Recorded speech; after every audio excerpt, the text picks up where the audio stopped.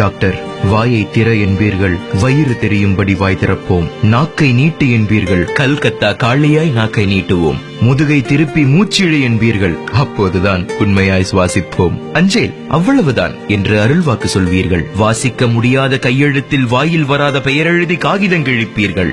3 வேளை எனும் தேசிய கீதத்தை 2 வார்த்தையில் பாடி முடிப்பீர்கள். போதாது டாக்டர், எங்கள் தேவை இது இல்லை டாக்டர்.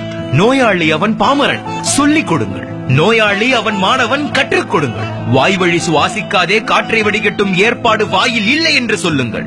சுவாசிக்கவும் சூத்திரம் உண்டு, எத்தனை பாமரர் இதை அறிவார். சுவாசிக்கப்படும் சுத்த காற்று நுரையீரலின் தரை தொட வேண்டும். தரை எங்கே தொடுகிறது? தலைதானே தொடுகிறது. சொல்லிக் கொடுங்கள்.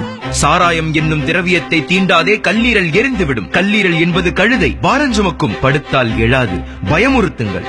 1 கால் வீக்கம் உடனே கவனி, யானை காலின் அறிகுறி. 2 கால் வீக்கம் இப்போதே கவனி, சிறுநீரகத்தில் சிக்கல் இருக்கலாம். மார்பக பரப்பில் கரையாத கட்டியா? 50 தொட்டும் பசியே இல்லையா?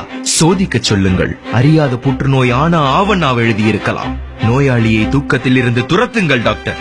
நோய் என்றும் துக்கம் அல்ல, அந்நிய கசடு வெளியேற உடம்புக்குள் நிகழும் உள்நாட்டு யுத்தம் அது. சர்க்கரை என்பது வியாதி அல்ல, குறைபாடு என்று கூறுங்கள். செரிக்காத உணவும் எரிக்காத சக்தியும் சுடுகாட்டு தேரின் சக்கரங்கள் என்று சொல்லுங்கள் டாக்டர். உணவு முறை திருத்துங்கள். தட்டில் மிச்சம் வைக்காதே, வயிற்றில் மிச்சம் வை.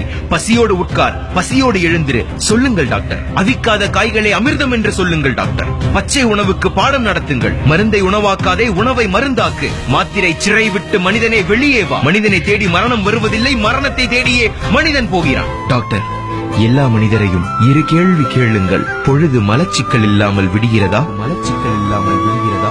மனச்சிக்கல் இல்லாமல் முடிகிறதா?